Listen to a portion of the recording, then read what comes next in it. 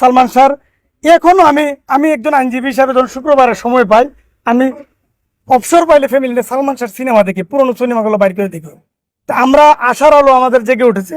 আমরা আশাবাদী যে সালমান শাহর যে হত্যাকারী ডন এবং সামিরা বর্তমানে আত্মগোপনে আছে। অলরেডি সামিরার যত বক্তব্য আমি লাইভে দেখেছি, তার প্রতিটা বক্তব্য প্রতিহিংসামূলক এবং হিংস্র। সালমান আত্মহত্যা করছে, আমার কি 28 বছর আমি কি পাইছি? সালমান শাহর মা, তার শাশুড়ি, সে ইমনের মা বলে কথা বলে। তার আমি একজন আইনজীবী হিসাবে আমি এটা বলতে পারি, সে একটা হত্যাকারী। সামিরা 100% হত্যাকারী, এবং তাকে এতদিন যারা আশ্রয় দিয়ে লালন করে পুষে রেখেছে, আমি দাবি করব আজিজ মোহাম্মদ ভাই দেশে নাই, সম্ভবত দেশে নাই। সামিরা ডন দেশে আছে, তাদেরকে আইনের আওতায় আইনা রিমান্ডে নিলে তারা প্রকাশ করবে যে তারা সালমান শাহকে হত্যা করছে। তা আমি একজন আইনজীবী হিসেবে আমার বন্ধু বান্ধব ঢাকা বাইরে আছেন, তাদের সবার পক্ষ থেকে আমি সালমান শাহ হত্যার বিচার এবং ডন এবং সামিরাকে অতি সত্বর গ্রেপ্তার করে আইনের আওতায় আনতে আমি এটা দেশবাসীর কাছে, সালমান শাহ ভক্তদের কাছে, এবং যারা আইন প্রশাসনের দায়িত্বে, যেমন আপনার রমনা থানা ওসি সাহেব রয়েছেন, ডিসি মাসুদ সাহেব রয়েছেন, আমার সবার কাছে আমি এই মিডিয়ার মাধ্যমে আমি নিবেদন করবো, বিনীত নিবেদন, যাতে তাকে দ্রুত, তাদেরকে 11 জন আসামিকে দ্রুত আইনের আওতায় আনা হয়। সালমান শাহ এমন একজন ব্যক্তি যার সম্পর্কে যদি আমরা বলে কখনো শেষ হবে না। উনি একজন সাগর।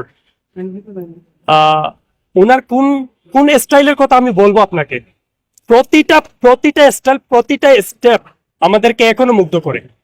যেটা এখন পর্যন্ত বর্তমান যারা আছে আমাদের অভিনেতা বা যারা, তারা তো এরকম করবে তো অনেক দূরের কথা, সালমান শাহকে তো কোনো কপিও করতে পারে না তারা। প্রথম কথা হচ্ছে এটা। দ্বিতীয় হচ্ছে যে সালমান শাহকে আজ থেকে 29 বছর আগে হত্যা করা হয়, এটাই পরিকল্পিত সত্য কথা। যদিও এটা বের হতে কিছুক্ষণ সময় লাগছে, তো আমরা সিলেটবাসীর পক্ষ থেকে আমি এইটুকুই বলবো যে আমরা অবশ্যই আশাবাদী যে যত দ্রুত অবিলম্বে আসামিদেরকে ধরে অবশ্যই তাদের মানে দৃষ্টান্ত শাস্তিমূলক ব্যবস্থা করা হোক। অন্যথায় আমরা অনেক জোরালো মানে আন্দোলনের ঘোষণা হয়তো আমাদের যে সালমান শাহ ভক্ত ঐক্যজোট থেকে আসতে পারে। প্রাথমিকভাবে শুধু এটা দিলাম, আর অন্তত 1 সপ্তাহ পেরিয়ে গেছে, আমরা শুধু 1 সপ্তাহ ওয়েট করছি, দেখছি যে কি হচ্ছে। কিন্তু 1 সপ্তাহ কোনো কাজ হয় নাই বলে আজ আমাদেরকে এখানে দাঁড়াতে হচ্ছে। আগামীতে আরো বড় কর্মসূচি আসবে অবশ্যই। আর যদি অবিলম্বে যদি তাদেরকে গ্রেফতার করা হয়, তাহলে তো আমরা সবাই খুশি, সারা বাংলাদেশের মানুষ খুশি, সব সালমান ভক্তরা খুশি। আর যদি গ্রেফতার করা না হয়, আসলে এখন 2 দিন যাবৎ শুনতেছি, আপনারা শুনতেছেন, আপনারা এটা প্রচার করতেছেন বিশেষ করে, যে সালমান শাহকে ডনকে খুঁজে পাওয়া যাচ্ছে না, এটা আপনাদের মিডিয়ার মাধ্যমে আমরা শুনতে পাচ্ছি। আসলে এগুলো তো আমার কাছে মনে হচ্ছে যে বিগত 29 বছর আমরা যে একটা নাটক দেখে আসছি, এটা তারই ধারাবাহিকতার একটা অংশ, এর অন্যতা কিছুই নয়। 20 তারিখ